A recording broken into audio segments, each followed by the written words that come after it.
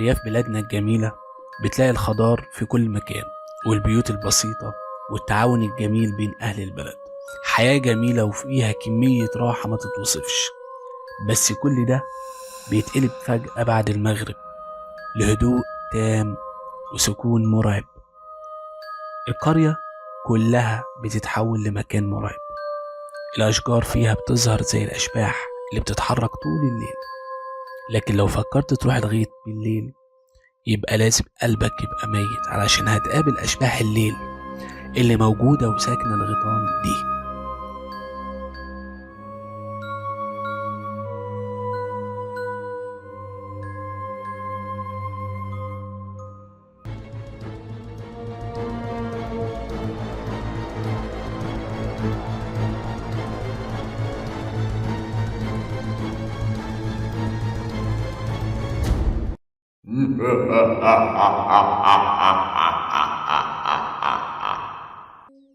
قصتنا النهاردة في عزبة الطواحين. وزي أي قرية الدنيا بتبقى هادية بعد المغرب، والفلاحين بيناموا بعد المغرب، وما تلاقيش حد في أرضه بالليل. ومن بين فلاحين القرية العم جابر اللي كانت زرعته هتموت، وكان مستني المية تتفتح في الترعة علشان يسقي الزرع. واللي عرف من حد في الزراعة إن المية هتتفتح بعد العشاء علشان الصبح تبقى الترعة مليانة للكل. بس عم جابر كان قلبه متعلق بزرعه اللي كان ممكن يموت، وما قدرش يستنى لتاني يوم. لبس جلابيته وخد فاسه ومكنة المية وراح الغيط بعد صلاة المغرب بساعة. كانت الدنيا مضلمة والقمر كان بنصه، والسحاب كل شوية يخفيه ويظهره. وقف عند راس الغيط مستني المية تتفتح في الترعة. الوقت بيعدي ببطء والبرد بيعض في وشه وإيديه، لكن فجأة حس بحاجة مش مظبوطة. سمع صوت نفس شديد خارج من وسط الزرع، وبالأخص زرعة القصب اللي في جنب الأرض. الصوت كان أشبه بصوت كلب أو حيوان مفترس.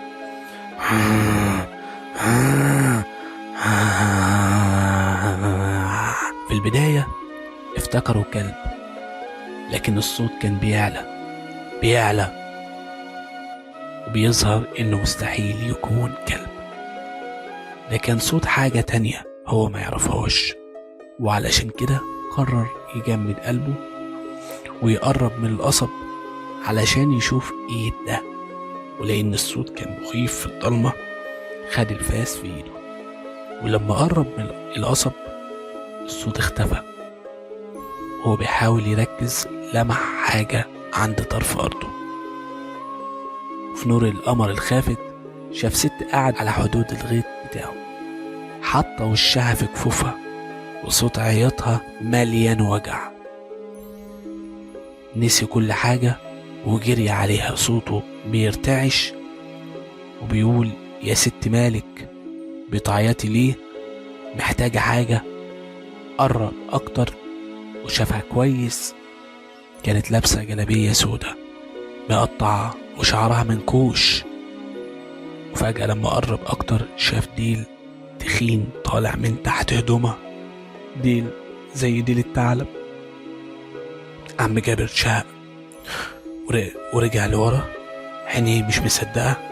وقبل ما يفكر يجري سمع وراه صوت خبط حوافر على الأرض. لف بسرعة شاف حمار اسود جاي جاري من بعيد. حمار ضخم وشه مفهوش ملامح، لا عيون ولا بق، مجرد فراغ اسود. الحمار كان بيجري وهو بيطلع صوت زمجرة مش طبيعية، كأنه ألف حيوان جواه.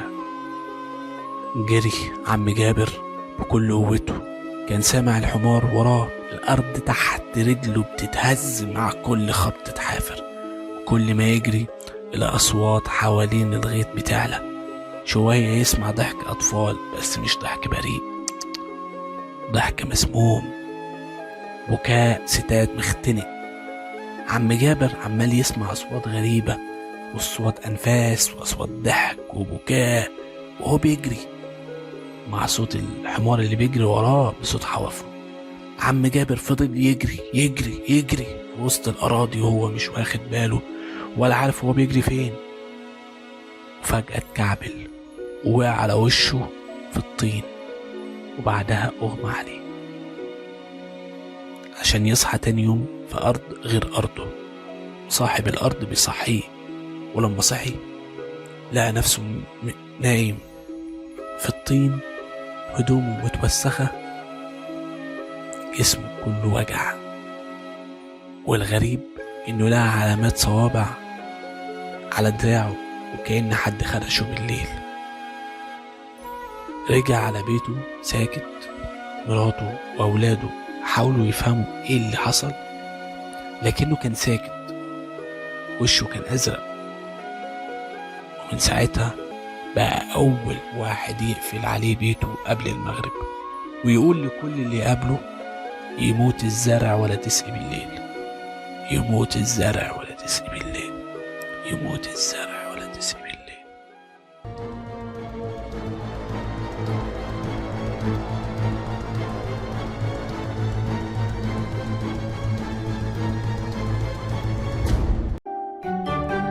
لحد هنا أنا خلصت حكايتي، لكن حكايات القناة ما بتخلص، معانا حكايات كتير وأجمل وأجمل وأجمل. لو حابب النوع ده من القصص تابعنا واعمل اشتراك بالقناة، ولو عجبتك القصة دي اعمل لنا لايك، وما تنساش تعلق وتقول لنا رأيك في القصة علشان نطور المحتوى بناء على رأي حضرتك. سلام.